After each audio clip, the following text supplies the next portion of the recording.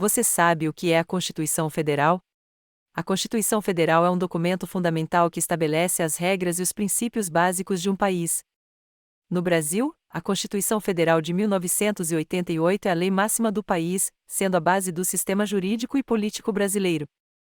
A história da Constituição Federal do Brasil remonta ao período da independência do país, no início do século XIX. Após a proclamação da independência em 1822, o Brasil passou a ser governado por uma Constituição chamada Constituição do Império, que estabelecia as regras para o funcionamento do país como uma monarquia. No entanto, com a proclamação da República em 1889, o Brasil passou por diversas mudanças políticas e sociais, e novas constituições foram promulgadas. A atual Constituição Federal, de 1988, é resultado de um longo processo de redemocratização do país, após um período de ditadura militar que durou de 1964 a 1985. A Constituição Federal é composta por um preâmbulo e diversos artigos, que abrangem diferentes áreas da vida nacional, como os direitos e garantias fundamentais dos cidadãos, a organização dos poderes executivo, legislativo e judiciário, a distribuição de competências entre os entes federativos, União, Estados, Distrito Federal e municípios, entre outros assuntos relevantes.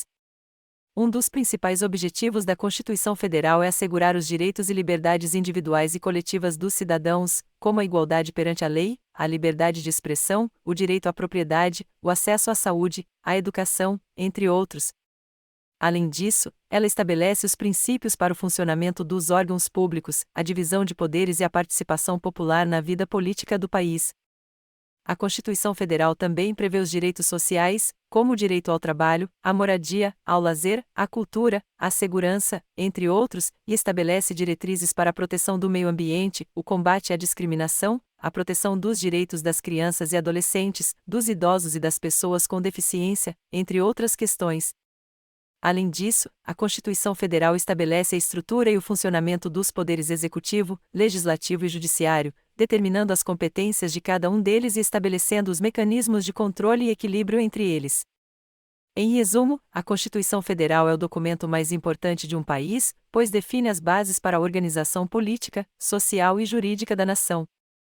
Ela garante os direitos e as liberdades fundamentais dos cidadãos, estabelece as responsabilidades dos governantes e define as regras para o funcionamento dos poderes públicos. Sua elaboração e atualização são resultado de um processo democrático, envolvendo representantes do povo e visando o bem-estar e a justiça para todos os cidadãos.